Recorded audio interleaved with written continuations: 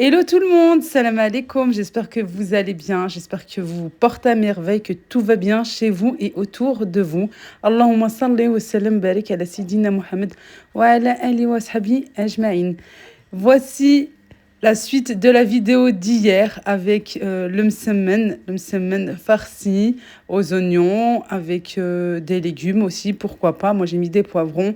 Et bien sûr, avec l'immense froid en ce moment, on se réchauffe avec une bonne shorba maison.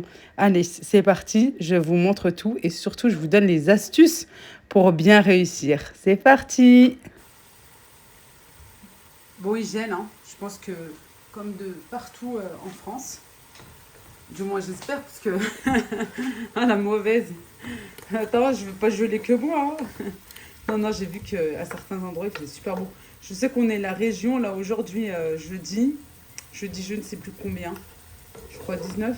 Ouais, je sais plus, 19, 20. On est à un jour près, c'est pas grave. Euh, on est la région la plus froide aujourd'hui. Il gèle.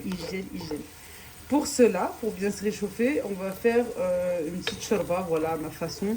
J'ai mis un oignon, de l'huile bien sûr. Là j'ai du céleri, j'avais bien haché que j'ai mis au congélateur, même trop haché après il est devenu liquide. Mais bon, c'est pas grave, on va l'utiliser largement, Inch'Allah, pour Ramadan. Voilà, moi je mets tout d'un coup de toute façon. Là je vais rajouter de la pulpe fine. Mais sinon, du coulis de tomate, n'importe. Celle-ci, elle est trop bien. Je l'ai prise la dernière fois au champ en promotion. Et elle est nickel. Oh, regardez-moi ça. C'est comme la marque, là, je sais pas comment elle s'appelle. Poulpa. Non, Poulpa. Je sais plus, il y a une marque bien connue aussi. Les deux, là, trop bien. J'aurais dû en prendre beaucoup plus. J'espère qu'ils vont vite nous la mettre en promo, celle-là pour Ramadan, Inch'Allah, parce qu'elle est juste extraordinaire. Franchement, elle est magnifique. Du sel, du poivre, je vais rajouter un tout petit peu plus. Moi, je diminue, hein, quantité poivre toujours. Du curcuma, en cette saison, c'est ce qu'il faut. Du gingembre, pour qu'elle ait du goût, qu'elle ne soit pas fade. Chose que j'aime bien rajouter aussi, comme la hlela, mais bon, dans la hlela, on en met beaucoup plus. La halala marocaine, j'aime bien mettre de la cannelle, c'est bien aussi pour la santé. J'en mets aussi. J'ai dit que c'était à ma façon, hein. J'ai pas dit que c'était telle et telle shorba, attention. Bon, je l'ai fait revenir un petit peu. La halala, la shorba, moi je la fais pas revenir plus que ça. Je rajoute ma quantité d'eau qui va me suffire. Je vais rajouter encore de l'eau. Voilà, je vais laisser cuire un petit peu et par la suite, je rajouterai les langues de l'oiseau ou bien voilà des petites pâtes. Peu importe. Là, je la fais sans viande. Très souvent, franchement, très souvent, je fais la halala la shorba sans viande. Là aussi, il faut que je rajoute du persil et de la coriandre. Je fais sans viande. Voilà. En plus, on en a mangé à midi. Quand on en mange à midi, souvent, voilà, je fais pas le soir. Mais de toute façon, moi, voilà, ça fait longtemps que la halala la shorba, je fais sans viande. Bien sûr, les pois chiches. Ah oui, moi j'aime trop les pois chiches dans la halala et dans la shorba. Dans la halala, oui, je préfère enlever la peau. Dans la shorba, non, j'enlève pas la peau du tout. Et dans la halala, quand j'ai pas le temps, pareil. Hein. Allez, on va laisser cuire ça tranquillement. Mais comme je suis un petit peu pressée, je me tâte en fait. Je me dis peut-être que je vais la transvaser dans la cocotte pour aller plus vite. Moi, je vais voir. Voilà, dans la cocotte, on va rajouter une bonne cuillère de tomates concentrées et cette fois-ci je peux fermer. On attaque maintenant le msemen dont je vous ai partagé la pâte hier, je l'ai mise au frais. Je vous avais dit qu'il y avait un secret, que ça m'énervait. Parce que quoi, un secret, c'est pas un secret. Mais en fait, ce qui m'énerve, c'est que personne ne le dit. Non, il faut vraiment détailler au max la recette pour que tout le monde puisse réussir.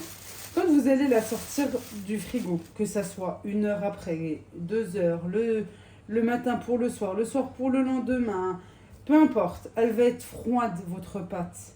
Elle sera ferme. Il suffit de la sortir quelques temps avant. Voilà, c'est ça en fait. Vous voyez? Mais c'est des choses à dire, je trouve. C'est des choses à dire. Je m'excuse si par moment j'oublie de vous donner des détails sur les recettes. Vraiment, je m'excuse. C'est pour ça aussi, je prends du temps à vous expliquer. J'essaye toujours de vous donner toutes les explications possibles. Vraiment toutes les explications possibles. À savoir, si vous faites votre pâte en semaine, en avance, il faudra juste la sortir un petit peu plus tôt. Moi, elle est bien froide encore. Hein. Elle est dehors là depuis 1 heure et demie. Elle est encore hyper froide. Ouais, parce que déjà la cuisine, elle est pas, voilà, elle était pas chaude. On vient juste de commencer avec la cuisson de la charva. Voilà tout. Et puis il fait froid dehors. Je vous dis tout le temps, voilà, ça dépend aussi du temps qu'il fait à l'extérieur. Alors, bien sûr, il fera que froid aussi chez vous. Hein. Voilà, voilà. Alors attendez, j'ai un petit truc dans mon autre main. Allez, je la sors. Ici, j'ai de l'huile. Et pourquoi elle est comme ceci? Parce que je l'ai mélangée avec avec du paprika. Voilà, il faut que ça soit coloré un petit peu pour donner une jolie couleur. Là, je vais tout d'abord huiler mon plan de travail. Voilà. Et là, je vais faire des boules. Alors, la pâte à msemen, les msemen, pardon. Vous pouvez ou les doubler ou les faire simples. Les doubler, c'est-à-dire, pour ceux qui ne connaissent pas ou qui ne savent pas, c'est-à-dire que vous allez faire votre msemen farci normal et ensuite vous allez prendre une autre boule que vous allez aplatir bien correctement comme vous allez faire une autre msemena. Mais la première, qui est carrée, qui est déjà faite, vous allez la prendre et la déposer sur le dessus. Et à ce moment-là, vous allez faire le pliage normal, comme le msemen traditionnel, quoi. Voilà, ça s'appelle feuilletage double, quoi. Moi, je l'appelle comme ça. Voilà, c'est possible aussi. Il y en a qui aiment, il y en a qui n'aiment pas. Voilà, ça dépend. Faut juste pas que ça soit trop rempli de pâte non plus. Après, c'est possible aussi de faire aussi vos msemen au four. Les faire cuire au four. Allez, moi je continue. Regardez-moi cette pâte à msemen. Regardez-moi cette pâte à msemen. Si elle n'est pas extraordinaire déjà. Eh ouais, faite hier. Hein. Ouais. Voilà, déjà. Ça, c'est la preuve qu'elle est excellente.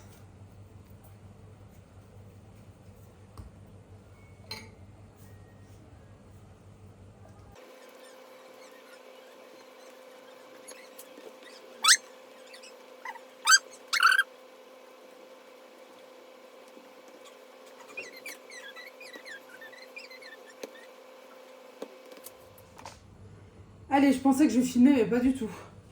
J'ai formé des boules. Ici, j'en fais une grosse parce que je vais faire une miloui. Le miloui, c'est le rond. Pareil, je vais le farcir, Inch'Allah. Et... Ah, j'avais pas huilé là. C'est pas grave. Là, je vais me rendre compte. Juste pour que ça colle pas. Et pourquoi je huile la surface de la pâte? Parce que si on laisse comme ça, à l'air libre, ça risque de sécher et de former une croûte. Après, ça va être hyper désagréable. Au toucher et puis aussi en bouche. Voilà, elle est bien froide, je vous dis, elle est encore bien froide.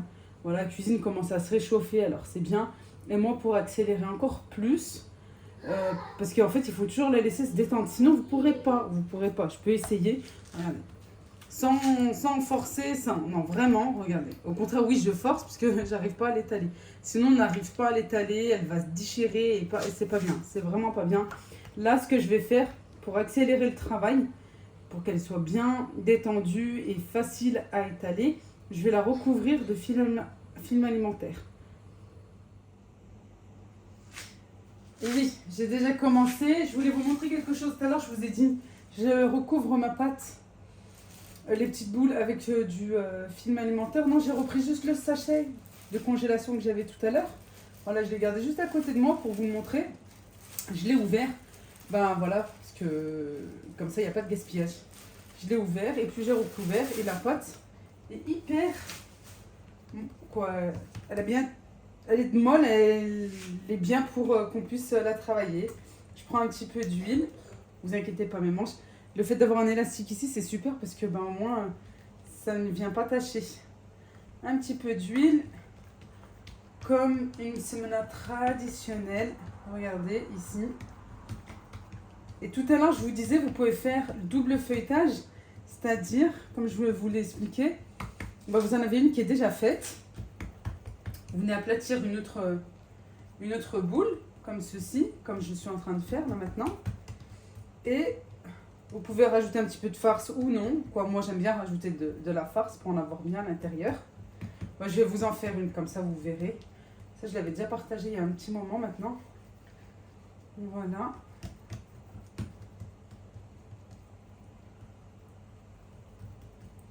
Je prends un petit peu de farce. Comme tout à l'heure. Comme ici. C'est exactement ce que j'ai fait pour celle-ci. Après, j'ai fait un pliage normal. Je vais prendre celle-ci. Je crois que c'est la première en plus. Bon, c'est pas grave. Un petit peu. Comme ça, il y a vraiment de la farce de partout. Et j'enveloppe. Et vous pouvez faire comme ça aussi pour les faire cuire au four, si vous le souhaitez. C'est bon aussi au four. Ça change. Mais souvent, voilà, le feuilletage double, ils le font plus pour le four. Moi, je sais que voilà, je fais plutôt simple parce que je faisais déjà, mais mon mari n'aime pas trop. Il préfère, il dit qu'il y a trop de pâtes pour lui. Sinon, pour une semaine normale, c'est comme je viens de vous montrer, sauf que celle-ci, j'en ai mis une à l'intérieur. Comme ça fait vraiment un feuilleté, pardon. La pâte, elle est juste nickel. Là, je viens de la percer avec mon ongle. J'étale.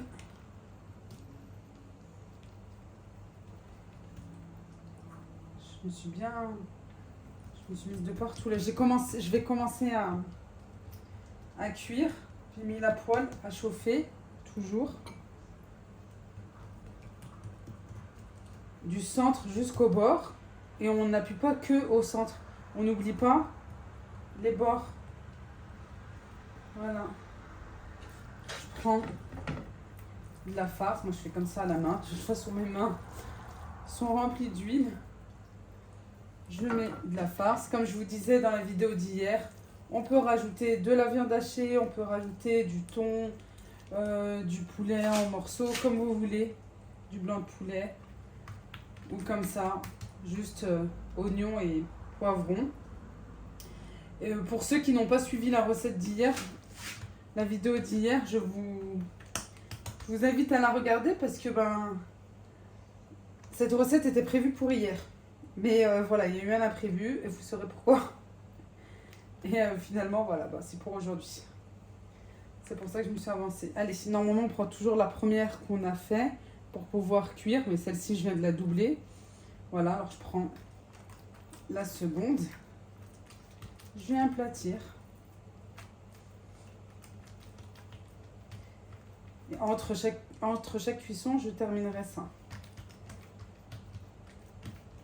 Par contre, faites pas la même erreur que moi. La mille-louis, j'aurais dû la commencer d'abord parce que comme il y a plus de pâtes, ça met encore un petit peu plus de temps. Mais bon, c'est pas grave, à savoir.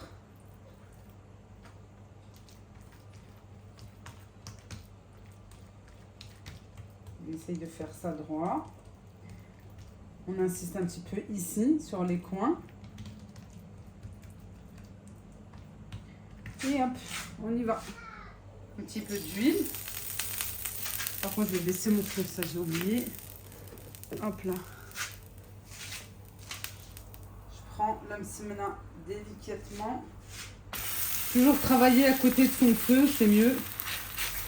Comme ça, elle n'est pas hyper tordue.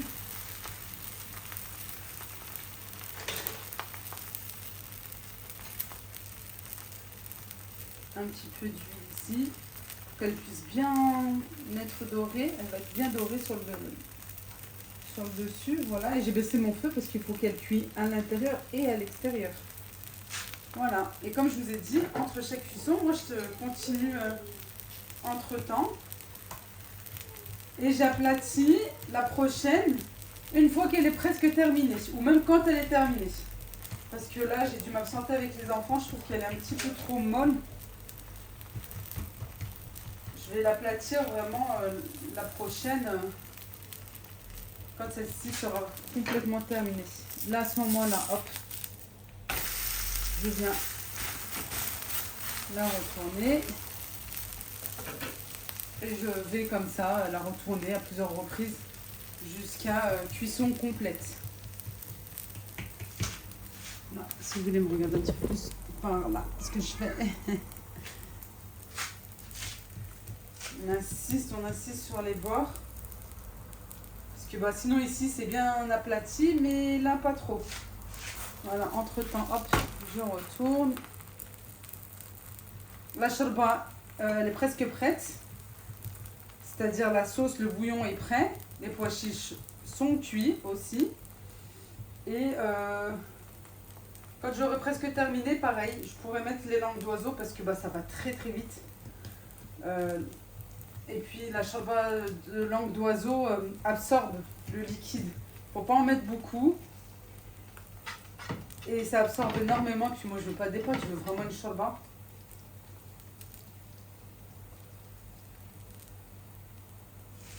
J'aime bien mettre les langues d'oiseau presque à la dernière minute, juste avant de manger. Comme ça, elle est juste parfaite. J'aime bien quand il y a du bouillon, ça fait plus soupe, quoi. Et oui, chez nous, ça tousse. Chez tout le monde, Leïla, chez tout le monde, ça tousse. Elle en a beaucoup, là. Et voilà, alhamdoulilah.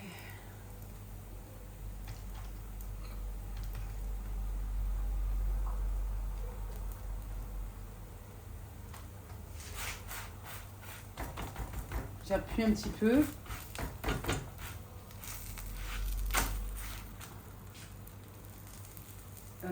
La prochaine, là, ça a monté à là.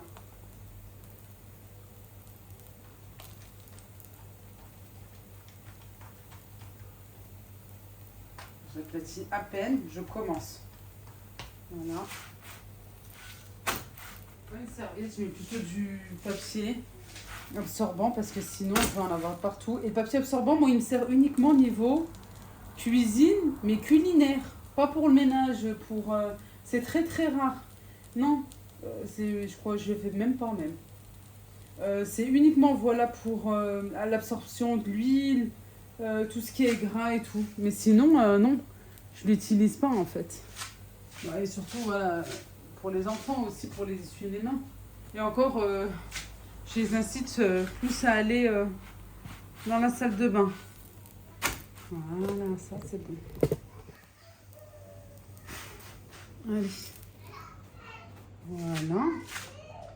Ici, je bouge de partout, moi. J'aplatis.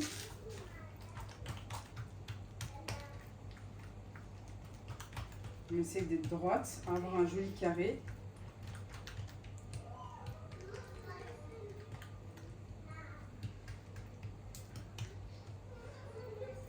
Et hop, je la transporte et je la retourne. Et pourquoi je la retourne? Parce que j'ai mis de l'huile. C'est où je mets de l'huile sur ma poêle ou comme ceci.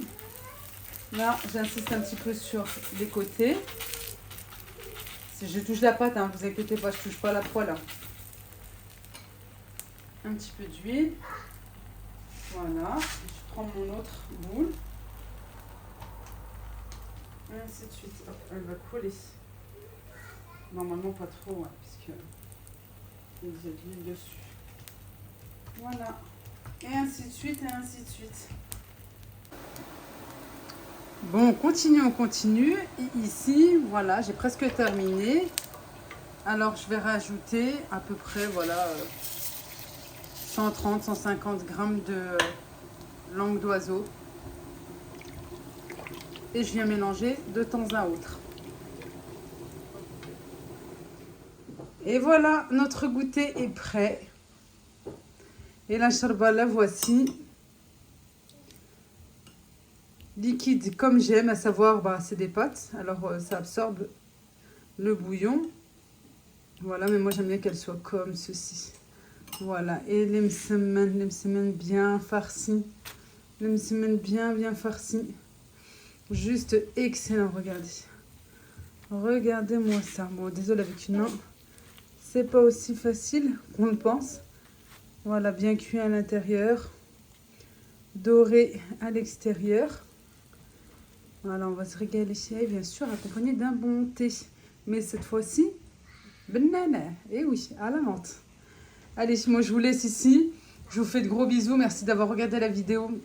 Merci de la partager, de liker s'il vous plaît. Je vous dis à très vite, Inch'Allah. Bislama.